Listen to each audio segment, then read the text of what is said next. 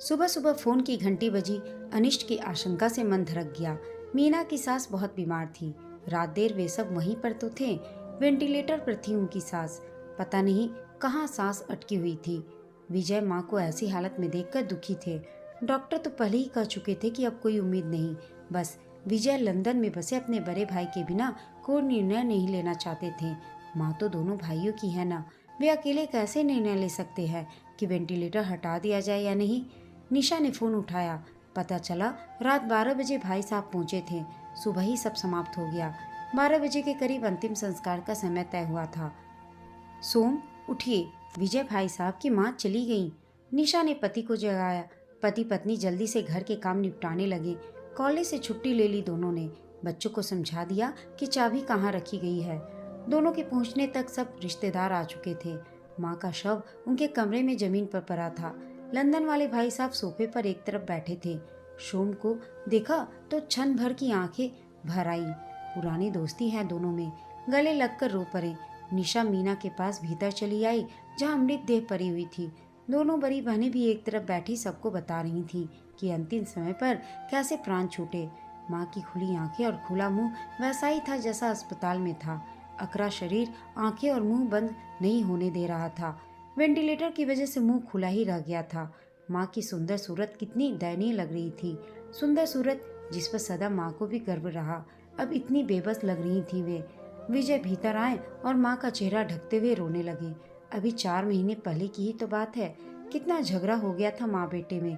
सदा सब भाई बहनों की सेवा करने वाले विजय एक कोने में यूं खड़े थे मानो संसार के सबसे बड़े बेईमान वही हो।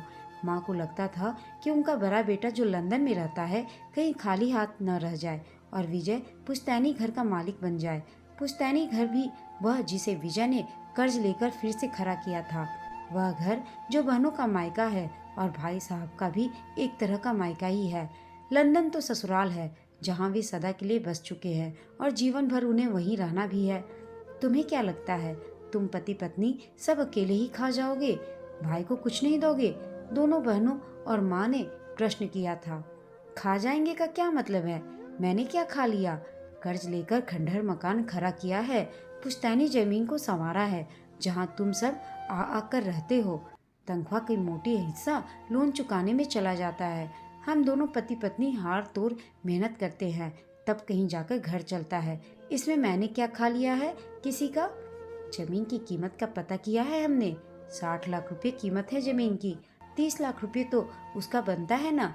आगरा में फ्लैट लेकर दे रहे हैं हम बड़े को। तुम 30 लाख रुपए दे दो। मैं 30 लाख कहाँ से दूं? अपने ही घर में रहते रहते मैं बाहर वाला कैसे हो गया कि आपने झट से मेरे घर की कीमत भी तय कर दी?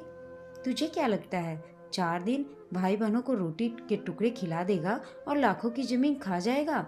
माँ के शब्दवान विजय का कलेजा छलनी कर गए थे और यही दोनों भाई बहनें भाई साहब के साथ खड़ी उनसे जवाब तलब कर रही थी। भाई साहब जिन्हें वे सदा पिता की जगह देखते रहे थे, से इतनी सी आस तो थी कि उन्हें वे ही माँ को समझाएं। क्या मात्र रोटी के टुकड़े डाले हैं उन्होंने सबके सामने? पिता की तरह बहनों का स्वागत किया है, प्यार दिया है, दुलार दिया है। मीना और विजय ने सबको। गर्मी की छुट्टियों में स्वयं कभी कहीं घूमने फिरने नहीं गए। सदा भाई बहनों को खिलाया पिलाया घुमाया है। बड़े भाई साहब ने तो कभी माँ बाप को देखा नहीं, क्योंकि वे तो सदा बाहर ही रहे। पिताजी अस्पताल में बीमार थे, तब उनके मरने पर ही 2 लाख रुपये लग पाए थे। पिछले साल माँ अस्पताल में थी, 3 लाख रुपये लग गए थे। हर साल उन पर 1 लाख रुपये का बोझ अतिरिक्त पड़ जाता है, जो कभी उनका अपना पारिवारिक खर्च नहीं होता। इन तीनों भाई बहनों ने कुछ नहीं दिया और कोई योगदान नहीं किया। कैसे होता है किसी ने नहीं पूछा कभी। 30 लाख रुपये हिस्सा बनता है, सबसे आगे होकर माँ ने कह दिया था। तो क्या वह घर का नौकर था जो सदा परिवार सहित सबकी ताबेदारी ही करता रहा? बेशर्मी की भी सदा हदें पार कर ली थी उन्होंने, दोनों बहनों व भाई साहब ने, और माँ का हाथ उन तीनों के ऊपर था। उसी रात पसीने से तरबदर विजय को अस्पताल ले जाना पड़ा था। सोम और निशा ही आए थे मदद को। तनाव अतीत तक जा पहुंचा था, जिस वजह से हल्का सा दिल का दौरा पड़ा था विजय को। क्या कसूर था विजय का? क्यों छोटे भाई बहनों को ऐसी यातनाएं दे रहे हैं परिवार के लोग? भाई साहब की लंदन जाने की तारीख पास आ रही थी और आगरा में दोनों बहनों ने भाई के लिए जो फ्लैट खरीदने का सोच रखा था वह हाथ से निकला जा रहा था। विजय बीमार हो गए थे। अब पैसों की बात किस तरह शुरू की जाए। माँ ने ही मीना से पूछा था, क्या सोच रहे हो तुम दोनों, पैसे देने की नीयत है कि नहीं? हाँ, होश की बात कीजिए माँ जी। जो आदमी दिल का मरीज बनकर अस्पताल में पड़ा है, उससे आप ऐसी बातें कर रही हैं? बहू, देखे हैं मैंने ऐसे दिल के मरीज। अवाक रह गई थी मीना यह सुनकर। जिस बेटे के सिर पर बैठकर पूरा परिवार नाच रहा था, उसी के जीने मरने से किसी का कोई लेना देना नहीं। किस जन्म की दुश्मनी निभा रहे हैं भाई साहब। हिंदुस्तान में फ्लैट लेना ही चाहते थे तो विजय से बात करते।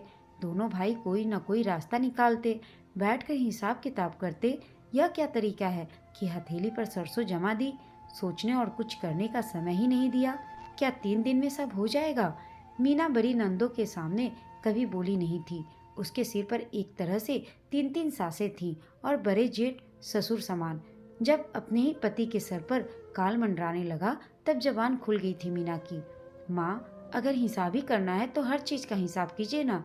प्यार और ममता का भी हिसाब कीजिए। जो जो हम लाख लोगों पर खर्च करते हैं उसका भी हिसाब कीजिए। हर साल आपकी इच्छा पूरी करने के लिए पूरा परिवार इकट्ठा होता है, उस पर हमारा कितना खर्च हो जाता है उसका हिसाब कीजिए। पिताजी और आपकी बीमारी पर ही लाखों लगते रहे हैं, उसका भी हिसाब कीजिए। जमीन की कीमत तो आपने आज 30 लाख रुपया आंकी है। विजय जो वर्षों से खर्च कर रहे हैं, उसका क्या हिसाब किताब? दोनों बहनें बड़े भाई को अपने शहर में फ्लैट लेकर दे रही हैं। इस भाई को काट कर फेंक रही हैं। क्या भाई साहब लंदन से आकर बहनों की आवभगत किया करेंगे? और माँ, आप अब क्या लंदन में जाकर रहेंगी भाई साहब की मेम पत्नी के साथ, जिसने कभी आकर आपकी सूरत तक नहीं देखी कि उसकी कोई सासू माँ भी है या नहीं? नंदे हैं, कोई ससुराल है जहाँ उसकी जिम्मेदारियाँ हैं? कितनी जबान चल रही है तेरी बहू? माँ ने कहा। जबान तो सबके पास होती है ना माँ, गूंगा तो कोई नहीं होता। इंसान चुप रहता है तो सिर्फ इसलिए कि उसे अपनी और सामने वाली की गरिमा का ख्याल है। अगर आप मेरा घर ही उजाड़ने पर आ गई हैं तो कैसी शर्म और कैसे जवान को रोकना। विजय को दिल का दौरा पड़ा है और आप उन्हें परेशान मत कीजिए। अब जब हिसाब ही करना है तो हमें भी हिसाब करने का समय दीजिए। मीना ने 2 टूक बात समाप्त कर दी थी। गुस्से में माँ और भाई साहब दोनों बहनों के पास आगरा चले गए थे, लेकिन पराया घर कब तक माँ को संभालता। भाई साहब वहीं से वापस लंदन चले गए थे और बीमार माँ को बहनें 4 5 दिन में ही वापस यहाँ छोड़ गई थीं। 4 महीने बीत गए इस प्रकरण को। वह दिन और आज का दिन मीना और विजय माँ से लगभग कट ही गए। अच्छा भला हंसता खेलता उनका घर ममत्व से शून्य पर आ गया। बच्चे भी दादी से कटने लगे थे। समय पर रोटी दवा और कपड़े देने के अलावा अब उनसे कोई बात ही नहीं होती थी। बुढ़ापा खराब हो गया था माँ का, कोई उनसे बात ही नहीं करना चाहता था। क्या जरूरत थी माँ को बेटियों की बातों में आने की? अब क्या बुढ़ापा लंदन में जाकर काटेंगी या आगरा अपनी बेटी के पास जाएंगी? समय बीता और 5 दिन पहले ही फिर से माँ को अस्पताल ले जाना पड़ा। हालत ज्यादा बिगड़ गई, जिसका परिणाम उनकी मृत्यु के रूप में हुआ। विजय माँ की मौत से ज्यादा इस सत्य से पीड़ित थे कि उनके भाई बहनों ने मिलकर उनकी माँ का बुढ़ापा बर्बाद कर दिया। उनके जीवन के अंतिम 4 5 महीने नितांत अकेले गुजरे। आज मृत देह के पास बैठकर आत्मग्लानि का अति कठोर एहसास हो रहा है उन्हें। क्यों मीना ने माँ से सवाल जवाब किए थे, क्यों वह चुप नहीं रही थी? फिर सोचते हैं मीना भी क्या करती। पति की सुरक्षा में वह भी न बोलती तो और कौन बोलता। उस पल की जरूरत वही थी जो उसने किया। कहाँ से लाते वे 30 लाख रुपये? कहीं डाका मारने जाते या चोरी करते? रुपये क्या पेड़ पर उगते हैं जो वे तोड़ लाते? अच्छा भला खुशी खुशी उनका घर चल रहा था, जिसमें विजय मानसिक शांति के साथ जीते थे। हर साल कंधों पर अतिरिक्त बोझ पड़ जाता था, जिसे वे इस एहसास के साथ सह जाते थे कि यह घर उनकी बहनों का मायका है, जहां आकर वे कुछ दिन चैन से बिता जाती हैं। बुजुर्गों की दुआएं और पिताजी के पैरों की आह महसूस होती थी उन्हें। उन्होंने कभी भाई साहब से यह हिसाब नहीं किया था कि वे भी कुछ खर्च करें। वे भी तो घर के बेटे ही हैं। अधिकार और जिम्मेदारी तो सदा साथ साथ ही चलनी चाहिए ना। कभी जिम्मेदारी नहीं उठाई तो अधिकार की मांग भी क्यों? कभी विजय सोचते कि क्यों माँ दोनों बेटियों की बातों में आकर उनके प्रति ऐसा कहती रहीं कि वे दिल के मरीज बनकर अस्पताल पहुंच गए। माँ की देह पर दोनों भाई गले लगकर रो ही नहीं पाए, क्योंकि कानों में तो वही शब्द गूंज रहे थे, क्या तुम दोनों पति पत्नी अकेले ही सब खा जाओगे? जब माँ ने यह शब्द कहा था, बेटा बहू बनकर सबकी सेवा आवभगत करने वाले क्षण भर में मात्र पति पत्नी बनकर रह गए थे। एक दूसरे से पीरा सांझी न करते ही माँ का दाह संस्कार हो गया। 13 दिन पूरे हुए और नाते रिश्तेदारों के लिए प्रीति भोज हुआ। सब विदा हो गए, रह गए सिर्फ भाई साहब और दोनों बहनें। आइए भाई साहब, हिसाब करें। विजय ने मेज पर कागज बिछाकर उन्हें आवाज दी। बहनें और भाई साहब अपना अपना सामान पैक कर रहे थे। कैसा हिसाब? भाई साहब के हाथ रुक गए, वे बाहर चले आए। विजय के स्वर में अपनत्व की जगह करवाहट थी, जिसे उन्होंने पूरी उम्र कभी महसूस नहीं किया था। बचपन से लेकर आज तक विजय ने सदा बच्चों की तरह रो रो कर ही भाई को विदा किया था। सब हंसते थे विजय की ममता पर, जो भाई को पराये देश विदा नहीं करना चाहता था। माँ की देह पर दोनों मिलकर रो भी नहीं पाए। क्या इससे बड़ा भी कोई हिसाब होता है जो वे कर पाते? 30 लाख रुपए का हिसाब। पिछली बार मैं हिसाब नहीं दे पाया था, विजय ने कहा। अब पता नहीं आपसे कब मिलना हो। मीना भी पास चली आई थी, यह सोचकर कि शायद पति फिर कोई मुसीबत का सामना करने वाले हैं। बच्चों को उनके कमरे में भेज दिया था ताकि बड़ों की बहस पर उन्हें यह शिक्षा न मिले कि बड़े होकर उन्हें भी ऐसा ही करना है। पास चले आए भाई साहब। भींगी थी उनकी आंखें, चेहरा पीरा और ममत्व सब कुछ लिए था। हाँ, हिसाब तो करना ही है मुझे। मैं बड़ा हूँ ना, मैं हूँ, हिसाब नहीं करूँगा तो कौन करेगा? जेब से एक लिफाफा निकाला भाई साहब ने, मीना के हाथ पर रखा। असमंजस में थे दोनों। इसमें 50 लाख रुपए का चेक है, तुम्हारी अंग्रेज जेठानी ने भेजा है। उसी ने मुझे मेरी गलती का एहसास कराया है। यह हमारा घर, हम दोनों की हिस्सेदारी है, तो जिम्मेदारी भी तो आधी आधी बनती है ना। तुम अकेले तो नहीं हो ना जो घर की दहलीज संवारने के लिए जिम्मेदार हो।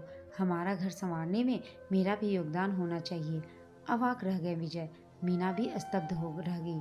13 दिन बाद जब एयरपोर्ट पर पैर रखा था, तब एक प्रश्न था मन में। एक घर है यहाँ जो सदा बाहें पसार कर मेरा स्वागत करता है। ऐसा घर जो मेरे बुजुर्गों का घर है, जिसे मैं करोड़ों खर्च करके भी संसार के किसी कोने में नहीं पा सकता। यहाँ वह है जो अमूल्य है और जिसे मैंने सदा अपना अधिकार समझकर पाया भी है। मुझे माफ़ कर दो तुम दोनों, मुझे अपने दिमाग से काम लेना चाहिए था। अगर आगरा में घर लेना ही होगा तो किसी और समय ले लूँगा, मगर इस घर और इस रिश्ते को गंवाकर नहीं ले सकता। तुम दोनों मेरे बच्चों जैसे हो, तुम्हारे साथ न्याय नहीं किया मैंने। मानो जमी हुई काई किसी ने एक ही झटके से पोंछ दी। स्नेह और रिश्ते का शीशा जिस पर धूल जम गई थी, साफ कर दिया किसी ने। माँ को भी माफ़ कर देना। उन्हें भी एहसास हो गया था अपनी गलती का। वे अपनी भूल मानती थी, मगर कभी कह नहीं पाई तुमसे। हम सब तुमसे माफ़ी मांगते हैं मीना। तुम छोटी हो, मगर अब माँ की जगह तुम ही हो। बाहें फैलाकर पुकारा भाई साहब ने। हमें माफ़ कर दो बेटा।